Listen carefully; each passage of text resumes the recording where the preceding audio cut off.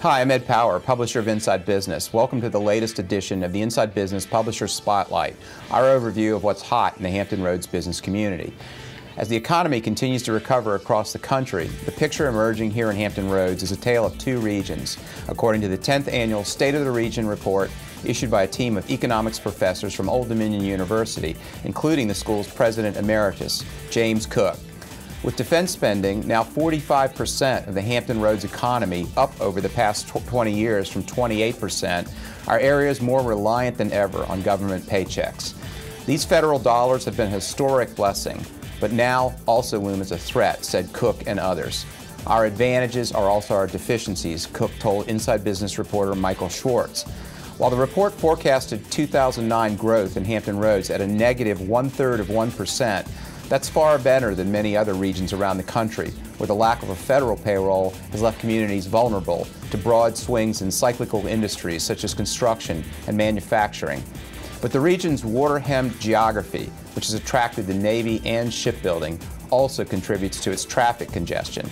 At times of peak traffic congestion, it takes people 32% longer to get from one place to another. Apply that 32% to everybody on the road and multiply that times $20 an hour, Cook calculated, using the region's hourly per capita income. We're kidding ourselves in the long term if we think firms are going to locate here if they can't move their product in and out of the region, Cook added.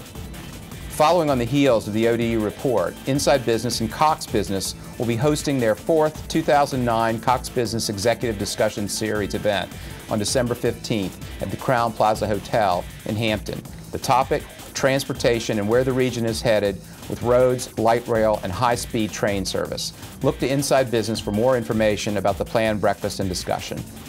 Finally, two segments of our local economy, hotels and imports into our port, show the conflicting nature of the ongoing economic recovery, though both are seeing glimmers of new business. Hotel occupancy rates of 55% and one-day revenue per room of $55 were the lowest in 10 years in 2008, according to one report. And these numbers emerged even as developers in the area added 1,000 new rooms last year and expect to add almost 900 more this year. But while Hampton Roads did not fare well in 2008 against markets like Charlotte and Raleigh, we did see in the first quarter of 2009 the smallest decline in hotel revenue against comparable markets in the South.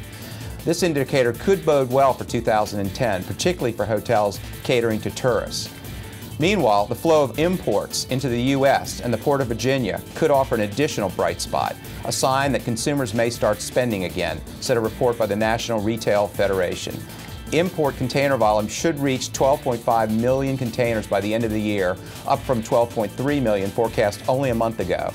And Hampton Roads ports and rail lines, particularly those operated by Norfolk Southern, are enviably positioned to ride a new wave of container traffic from the Far East. Thanks for watching this latest installment of the Inside Business Publisher Spotlight and for following the latest in the local business community and the pages of Inside Business. If you're not a subscriber, you're missing key business information each week. You can also find us on the web at InsideBizBiz.com. Meanwhile, I'm Ed Power, publisher of Inside Business, and I'll be back soon on Cox Business Television with another installment of Inside Business's Publisher Spotlight. See you soon in the business community.